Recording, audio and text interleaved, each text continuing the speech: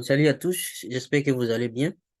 Alors, avant de commencer cette vidéo, j'ai une annonce à faire.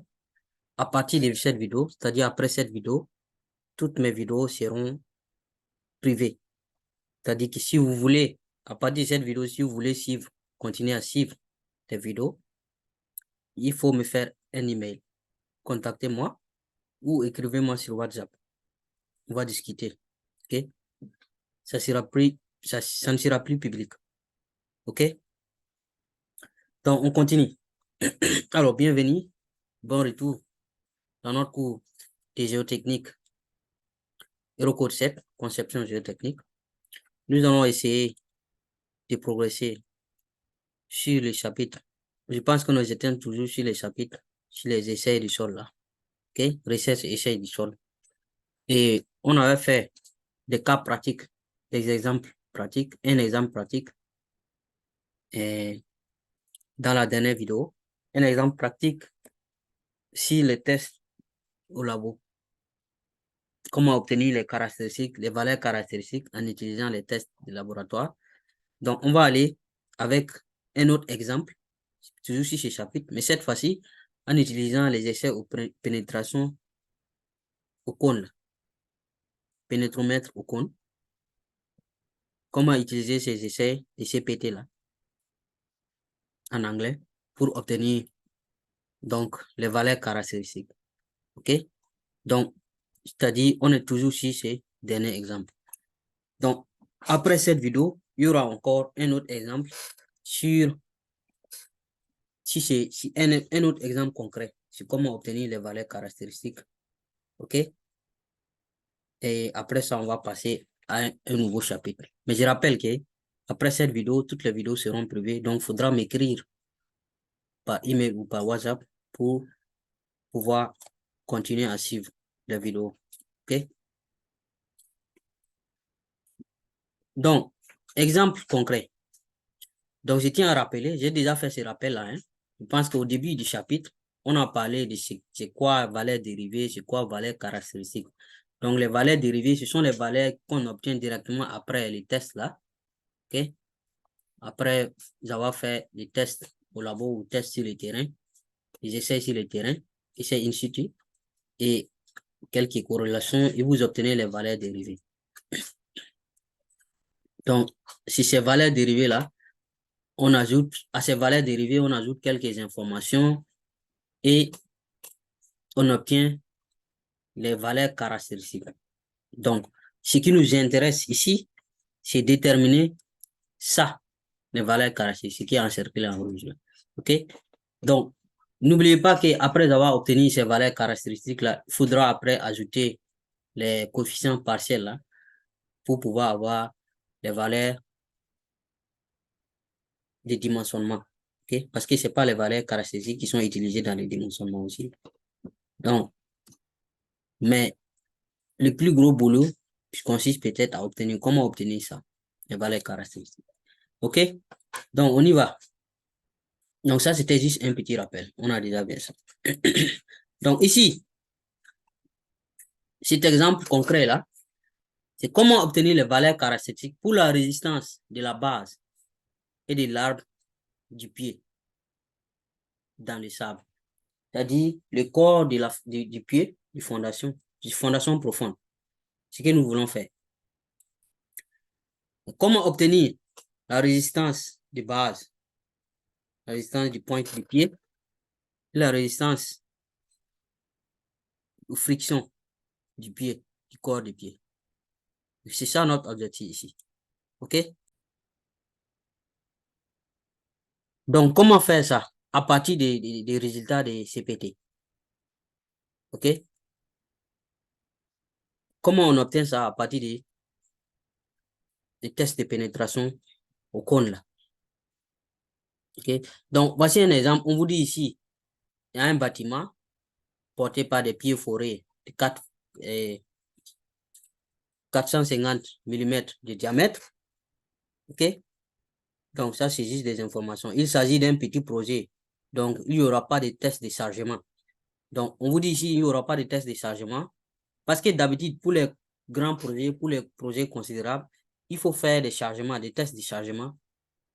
J'ai plusieurs essais de tests de chargement en réalité pour voir, pour vraiment être rigoureux, il faut faire ça pour les grands projets. Mais pour les petits projets, peut-être on n'a pas besoin de faire ça. OK? Puis les petits projets à petit budget. Mais pour les projets d'envergure, les tests de chargement sont obligatoires parce que les tests de chargement sont des tests les plus sûrs de la capacité portante des fondations. Okay? Parce que là, c'est direct. On connaît la capacité, quelle capacité les pieds peuvent encaisser, peuvent supporter. Et ça, c'est direct. Donc, pour les grands projets, c'est obligatoire de faire le test de chargement pour les fondations. Donc là, c'est un petit projet. On utilise uniquement peut-être un résultat de CPT. Et là même, si c'est pour les grands projets, il faut forcément plusieurs tests, résultats, pénétration au cône là. OK? Donc ici, on dit, on estime que le tassement en service ne régira pas la conception. Qu'est-ce que cela implique? Qu'est-ce que cela signifie exactement? Cela signifie que vous êtes libre de prendre 10%. Ceux qui sont habitués à faire calculer les fondations, on sait que on considère toujours le tassement correspondant à 10% du diamètre du pied comme tassement pour les fondations, pour faire les dimensionnements. Donc, il arrive souvent que dans les états limites de service, on dit qu'un tassement supérieur à 5% du diamètre du pied n'est pas autorisé. En ce moment, vous êtes obligé de considérer ce tassement-là comme tassement pour votre dimensionnement.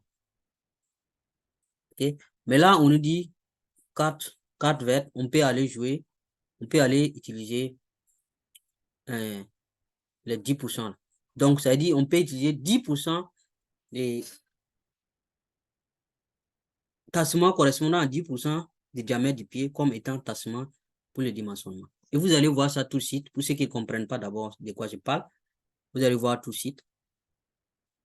Et quand on va vouloir faire la résistance des pointes là, pointe du pied, il faudra considérer un tassement donné. D'accord?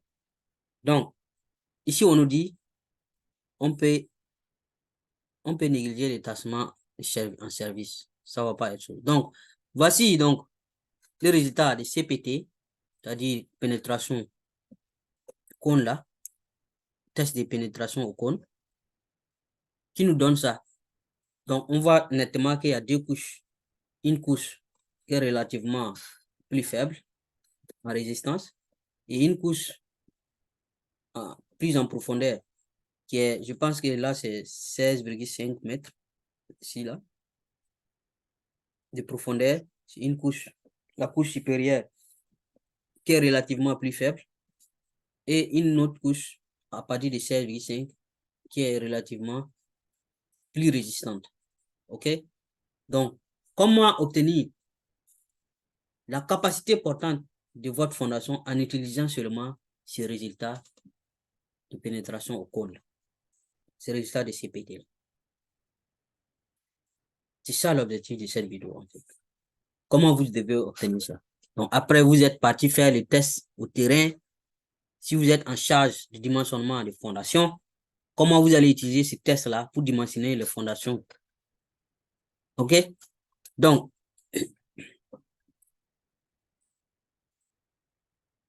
vous pouvez vérifier dans l'Aérocode, cette section-là, pour voir comment on dimensionne les fondations, les pieds. Donc, il nous faut les valeurs caractéristiques, les résistances de base. Valeurs caractéristiques de la résistance de base, on a nommé ici RBK, et valeurs caractéristiques de la résistance de l'arbre, c'est-à-dire la friction des pieds, du corps des pieds, RSK. Donc, on peut les obtenir en utilisant ces deux formules. Ça, c'est la résistance de base. Et ça, c'est la résistance de friction du corps du pied. Donc, j'espère que je n'ai pas besoin de vous dire que c'est la somme des dés qui va faire la résistance totale de votre pied, de votre fondation. Ça, au moins, c'est clair. Maintenant, quand vous voyez dans la formule, les AB et puis les ASI, ça, ces deux paramètres sont liés à la géométrie de votre pied, de votre fondation. OK? D'ailleurs, c'est écrit ici. Donc, AB et puis AS, c'est superficie de la base, c'est la section de votre pied, c'est-à-dire l'aire de la base de votre pied. Et ça, c'est la superficie du puits, c'est-à-dire la surface latérale de votre pied. Là. Donc, ces deux valeurs vont dépendre vraiment de la géométrie de votre pied. Si c'est le pied circulaire et chose. La base est la section circulaire, section carrée, section rectangulaire, ça va dépendre. OK? Donc, ça, on n'a pas trop à s'en faire à ça. Je me dis que ça, c'est facile. Maintenant, notre problème, là où on a besoin des résultats du cône là, ce résultat-là, c'est pour là les les QB et puis les QS, ok, qui sont les valeurs caractéristiques de résistance de base, de résistance de frottement, de résistance au frottement de l'arbre du pied. Ok? Donc, ces deux-là vont dépendre du type de sol que vous avez. Ces deux-là vont dépendre du sol que vous avez. OK? Donc, nous, l'objectif de cette vidéo, c'est de vous montrer comment obtenir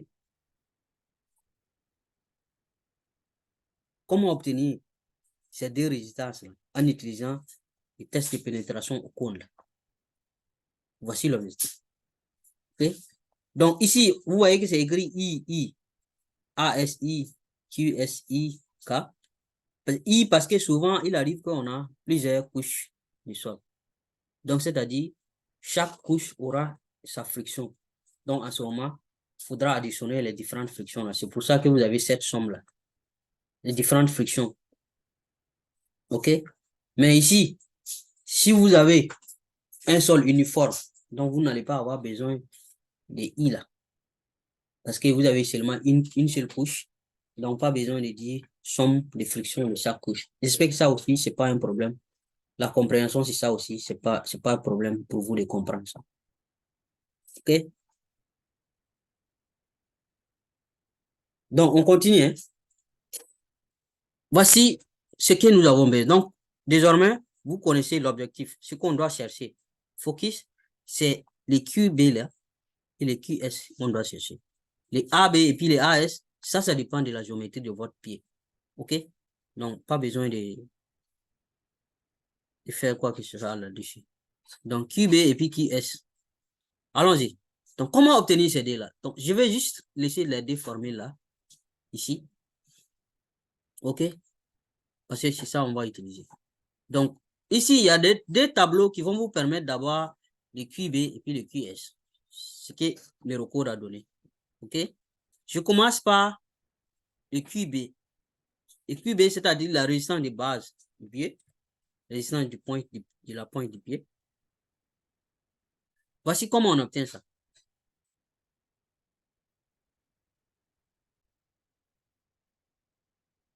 Donc, comment utiliser ces tableaux-là pour retrouver notre QB là, c'est-à-dire la résistance de la base du pied. Donc, vous avez ici des valeurs de résistance du cône, 10 mégapascal, 15 mégapascal, 20 mégapascal, 25 mégapascal. Okay? Pour chaque valeur de la résistance du cône, okay? Ça, ce sont les valeurs de résistance du cône en mégapascal. Okay? Et là, nous avons les valeurs de tassement du pied. Je vous avais dit qu'on avait besoin de la valeur du tassement autorisé pour faire ça, non? Pour faire,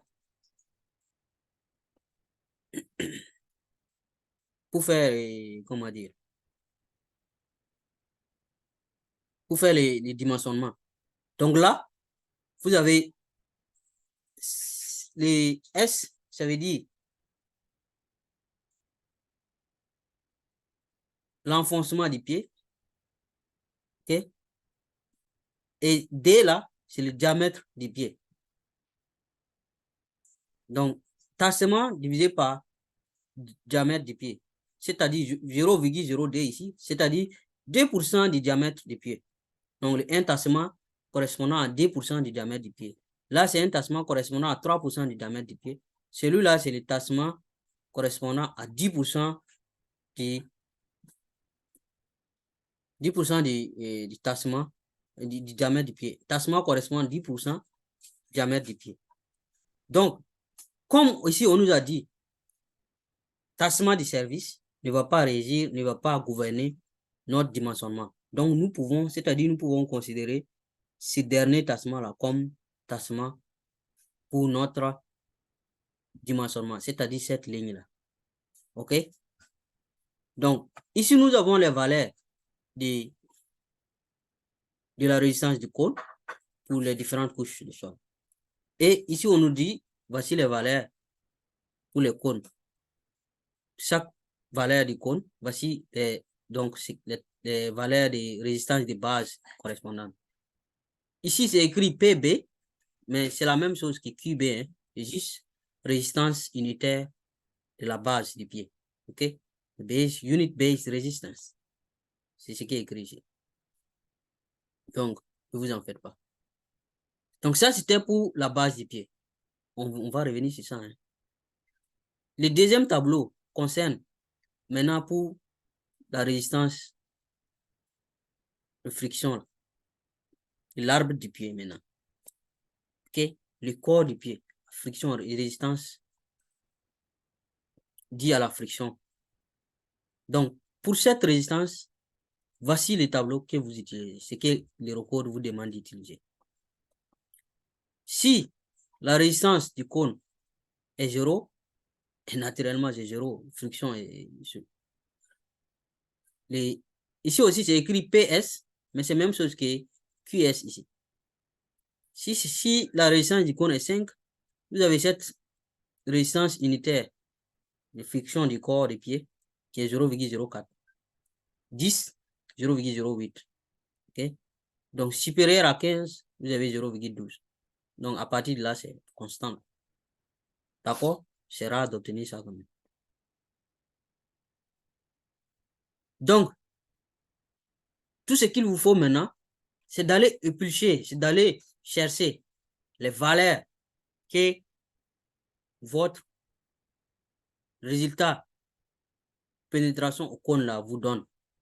Et vous allez utiliser ça pour venir utiliser les deux tableaux là pour trouver la résistance de base et la résistance à friction du pied. D'accord? Donc, je garde toujours les formules ici. Donc, c'est là maintenant, on commence le boulot. T'as pas dit là, on commence le boulot maintenant. Donc, ici, on va revenir à notre figure, notre résultat. Et comment utiliser ce résultat-là pour faire les calculs maintenant?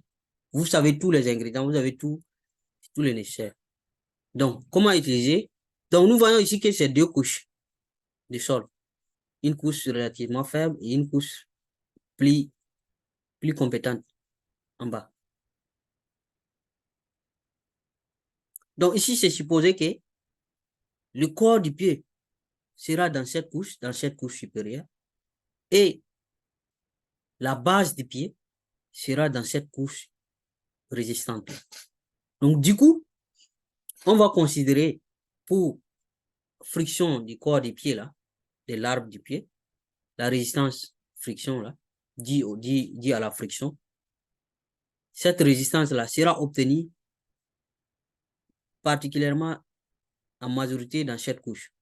Donc, voici pourquoi, pour la résistance à la friction, dit à la friction, là, nous allons utiliser ces résultats-là, cette partie de notre résultat.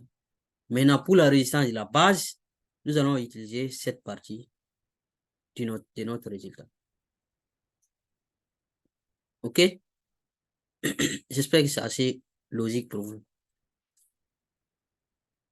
Donc, si on avait plusieurs couches, vous allez utiliser aussi plusieurs couches. Mais ici, pour la résistance du corps du pied, la résistance due à la friction, là, c'est seulement cette couche. Voilà.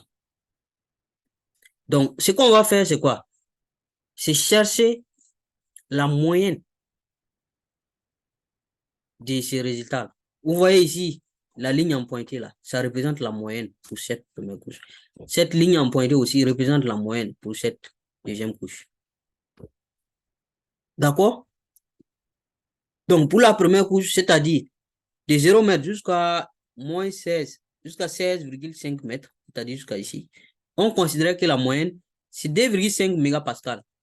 Voilà, donc je mets ici résistance du cône égale à 2,5 mégapascal.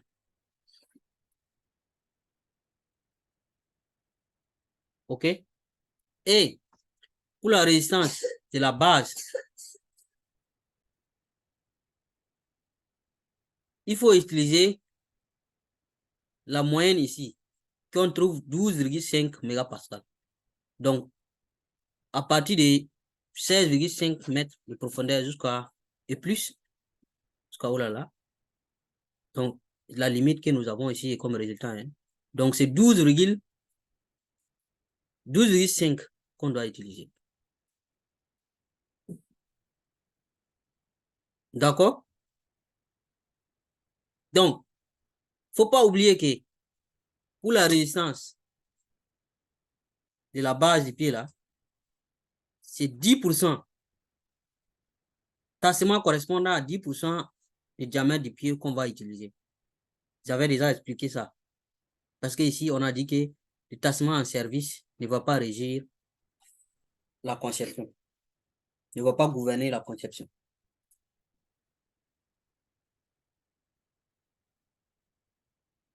OK?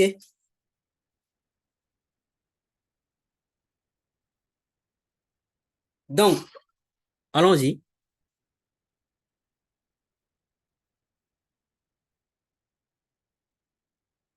On commence maintenant.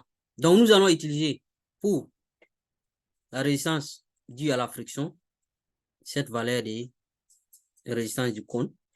Pour la résistance de la base du pied, nous allons utiliser cette valeur.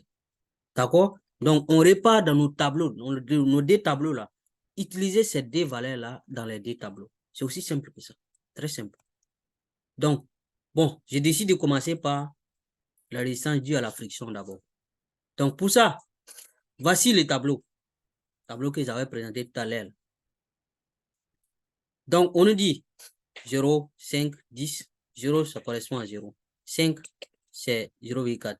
10, c'est 0,08. Pardon, 0,04 ici, hein? 0,08 ici. Supérieur à 15, on a 0,12. Maintenant, quand nous, on regarde, je vous ai dit que c'est cette valeur qu'on va utiliser, non? Parce que le corps du pied est surtout dans cette partie du sol. Donc, 2,5 là. Quand vous regardez, parce qu'on nous a dit ici, la partie note là, on nous dit que les valeurs intermédiaires là peuvent être interpolées linéairement. Donc, ça veut dire que ça ne donne pas toutes les valeurs, mais si vous avez une valeur entre les deux là, vous pouvez faire une interpolation. Très simple, non? Ça facilite les choses. Donc, cela facilite les choses. Regardez ici ce que nous avons. Nous avons une valeur de 2,5. Donc, vous venez, vous mettez, vous regardez 2,5 là, c'est situé entre quelle valeur et quelle valeur ici? Est-ce que c'est entre 5 et 10? Non, je ne pense pas. 2,5, c'est situé entre 0 et puis 5. Ce qui veut dire que la valeur pour la valeur de résistance de la friction, la due à la friction, sera aussi comprise entre 0 et 0,04. Et quand vous regardez encore de plus près, la valeur de 2,5, c'est exactement la moitié de 5. Ce qui veut dire que la valeur de la résistance de friction là, que nous allons obtenir sera aussi la moitié de 0,4. Puisque c'est linéaire, on nous a dit linéairement. Donc, on peut facilement dire que le QS là, celui-là, cette valeur-là, QS là, égale à 0,02 mégapascal. Mais il ne faut pas oublier que c'est en mégapascal, hein, il faudra multiplier par 1000 pour avoir un kilopascal. On est d'accord? Donc, là, vous venez d'avoir la valeur de QSK, la valeur caractéristique pour la résistance due à la friction. Donc, il suffit juste de multiplier par AS en utilisant la géométrie de votre pied, votre fondation, et vous avez la résistance totale liée à la friction du corps du pied.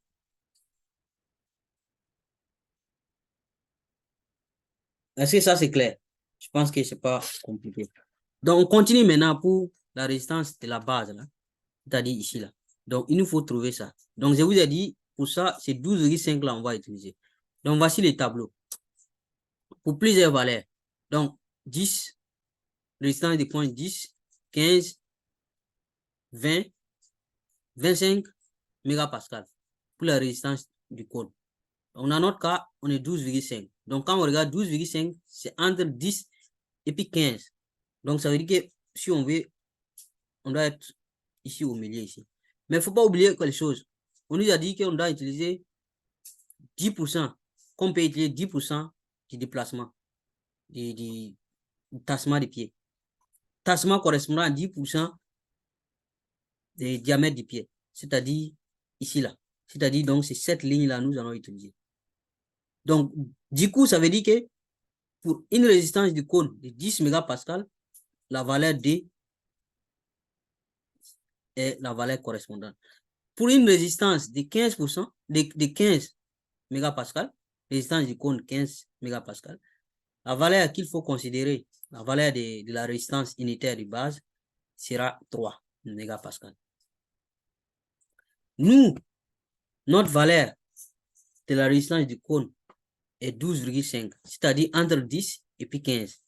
Et en fait, si vous voyez même, si vous regardez encore de plus près, vous allez voir que 12,5 là, en réalité, c'est le plein millier, c'est exactement le millier de 10 et puis 15.